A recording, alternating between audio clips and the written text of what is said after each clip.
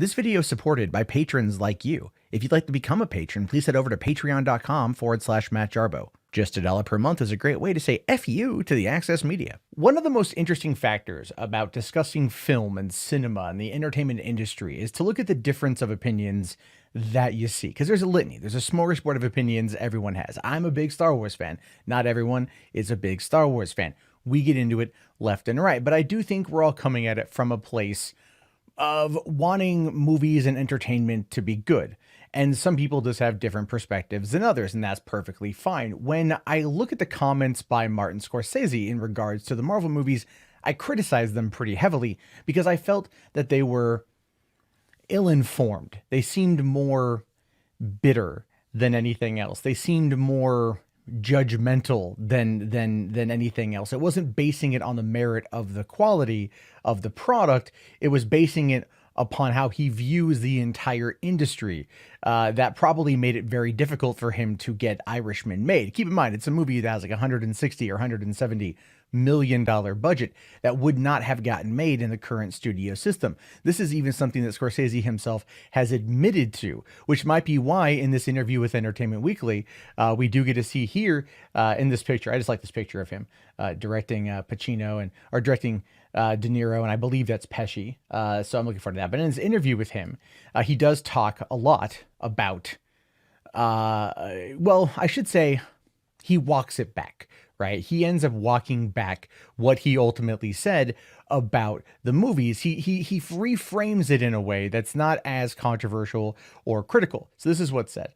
Now he says here that he says the tentpole films, the big comic book films, they're theme park movies, as well done as many of them are at all levels. It's a different cinema form or a new art form entirely. We're hoping that there are theaters that show the films that are not like that.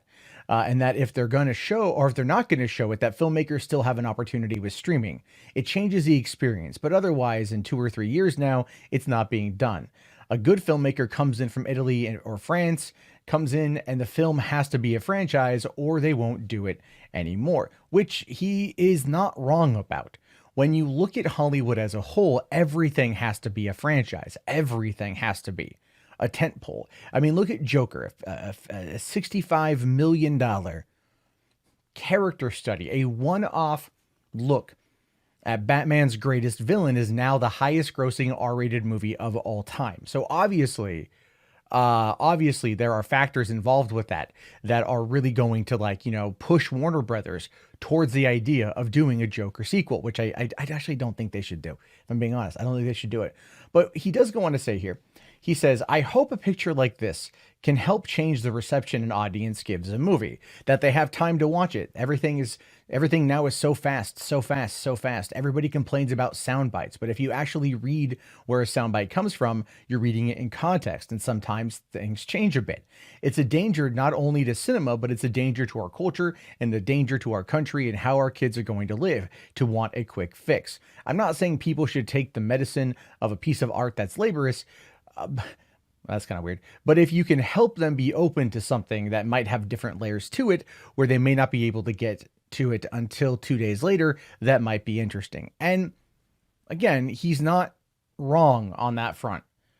I talk about this a lot when it comes to streaming, the way Netflix handles binge culture. Binge culture requires you, almost forces you through a social stigma to binge everything in the first week.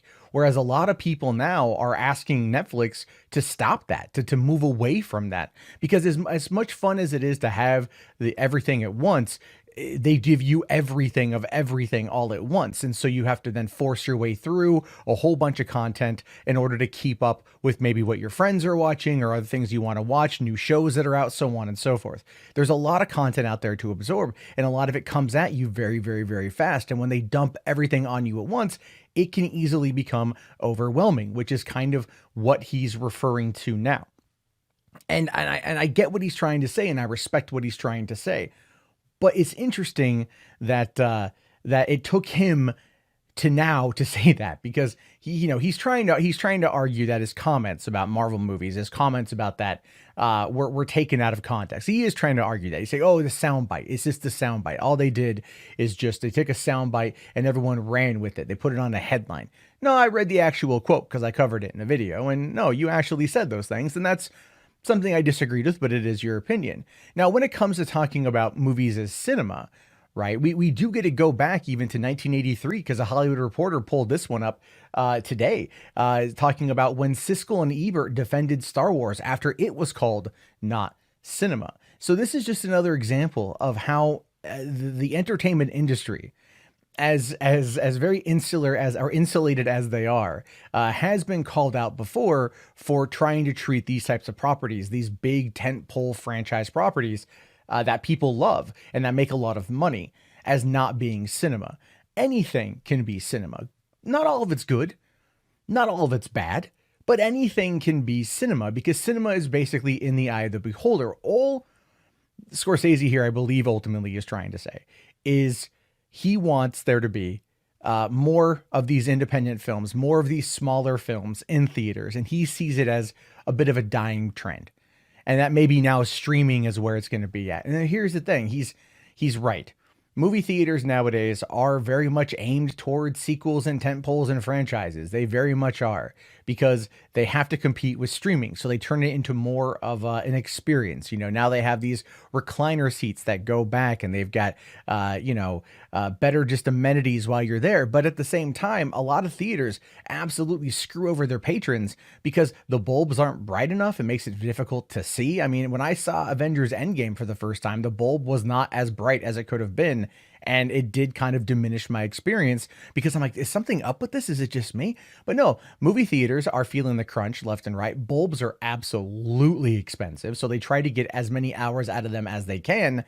And on digital, it's a fair amount they can get out of it, but the big problem comes with 3D. 3D requires more light, which means you actually end up burning out the bulbs a lot faster. So they just turn it down as a way to as a conservative effort to save a little bit of money. But when fans are paying $16 a ticket to see a 3D film, they're the ones getting the short end of the stick here. And the thing is, because not a lot of people know about how movie theaters operate or what the cost is, no one ever really brings it up outside of filmmakers. And then sometimes that can be seen as, well, complaining. So yeah, I get what Scorsese's saying. He definitely has a point. I think he's walking things back now because maybe he's either trying to just clear up the air of what he was trying to say, or maybe after all the pushback he received from his own peers in the industry, maybe he reevaluated his position, or at least decided to deliver it a little bit more subtly. However, I leave it to you, your thoughts, your opinions. Let me know down in the comments below. Do you think he's walking it back because he changed his opinion, or do you think he's just trying to mitigate damage from what he already said? Let me know down in the comments below. Be sure to like the video, follow me on social media. Have yourself a great day. Subscribe, all that jazz. Click that bell, and peace out.